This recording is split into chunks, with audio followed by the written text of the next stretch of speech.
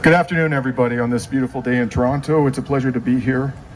I'm so delighted to have the opportunity to speak to fellow anti-war peace activists who have summoned the courage to publicly condemn what our government and the military alliance in which it has ensnared us are doing to this world. And I've come here today to tell you, ladies and gentlemen, and I have absolutely no hesitation in saying this, that NATO is a mafia, and that is the Godfather, right over there. NATO is a protection racket. Its purpose is to enrich and empower the U.S. military-industrial complex. We are told something that is detached from reality. We're told that this thing actually exists to make us more secure. Are we actually made more secure by the fact that there are ever expanding limits of NATO boundaries moving up to the borders of a nuclear-armed state? And this is being done by an alliance which has established beyond a shadow of a doubt that it is aggressive in nature. Who are they kidding? This is a defensive alliance. This alliance collectively spent before the Ukraine war, after which defense spending, so-called defense spending, is skyrocketing in the West, $1.2 trillion a year. Collectively, that was NATO military spending. These supposedly aggressive adversaries of the NATO military alliance, namely Russia and China, spend less than 30% annually of what NATO spends. The United States itself has approximately 800 foreign military bases. China has 1. Russia has less than 20. Who is ringing the country? We've all seen the maps. We see where the military bases are. We see where NATO has deployed its military assets. And we more or less know where the major military assets of the Russian Federation and China are situated. Anybody with an ounce of objectivity and a functioning brain can see who's the aggressor. As was mentioned by prior speakers, this supposedly defensive military alliance left Libya in smoking ruins. It left Syria in smoking ruins. It destroyed Iraq. The leader of that military alliance, the United States, and its British lapdog, left that country in smoking ruins. We were told that they were going into Afghanistan, in part to free the women of the terrible oppression of the Taliban there. Who's in power now?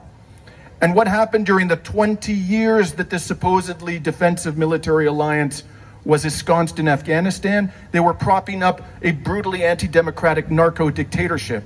And the reason why it fell so quickly is because nobody in Afghanistan, virtually nobody, supported that supposedly democratic regime. It was the contrary, the antithesis of everything that we in the West purport to defend.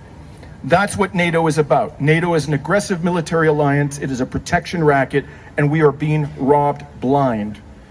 Not only are we spending too much money on the military, but in addition, much of this money is just outright graft and theft.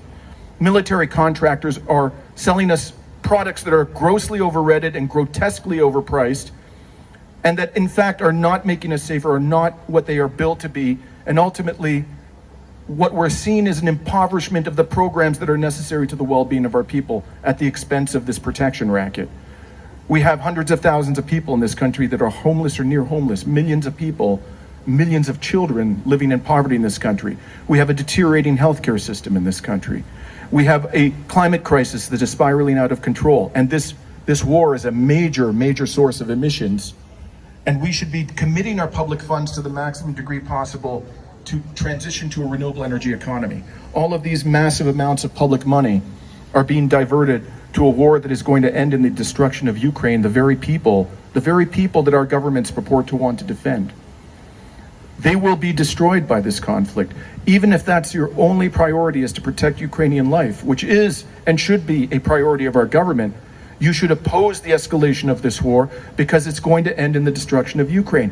And here's the thing, ladies and gentlemen, the NATO alliance doesn't care.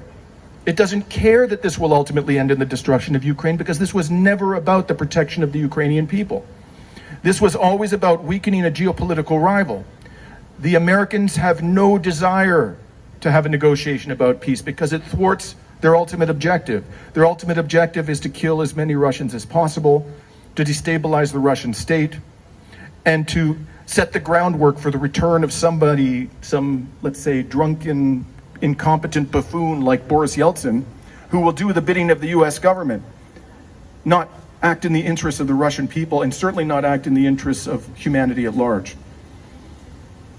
Let's be real here, friends. If we can agree on anything, whatever you may think of the Russian Federation, whatever you may think about this invasion, we should at least be able to agree that NATO doesn't give a damn about human rights, democracy, and international law. It astonishes me, saddens me deeply that some people who characterize themselves as leftists and progressives and anti-imperialists seem to be drinking now an abundance of NATO Kool-Aid, so much so that they've become drunk on it, and they actually believe, they seem to believe, that the objective of this war and the constant escalation of it is to protect the interests of Ukrainians. Our brothers and sisters in Ukraine are being used as cannon fodder. And people who know this and who have the temerity to say it publicly are being excluded from the mainstream media discussion. Despite all of that, think about this for one moment. A poll just came out 2 weeks ago which showed that over 50% of Canadians believe we are headed towards nuclear war. Over 50% of Canadians. Why aren't there millions of people in the streets? How is it possible that over half the people in this country think we're headed towards nuclear war, and let there be no doubt that we are, and yet they aren't in the streets demanding that this war be brought to an end by any and all peaceful means necessary? You, my friends, are the vanguard of that movement. Because you have the courage to come out here today, you're creating a public space for this absolutely essential discussion, a discussion on which our very survival depends. We are the tip of the rhetorical spear. Those of us who are coming out here today, others will follow us. The false narratives are deteriorating. NATO is in disarray. Its days are numbered. And the best thing that we can do to serve our fellow human beings is to hasten its demise. It must be brought to an end. It is killing this planet. It is killing democracy. It is imperiling the future of our children. Thank you, my friends.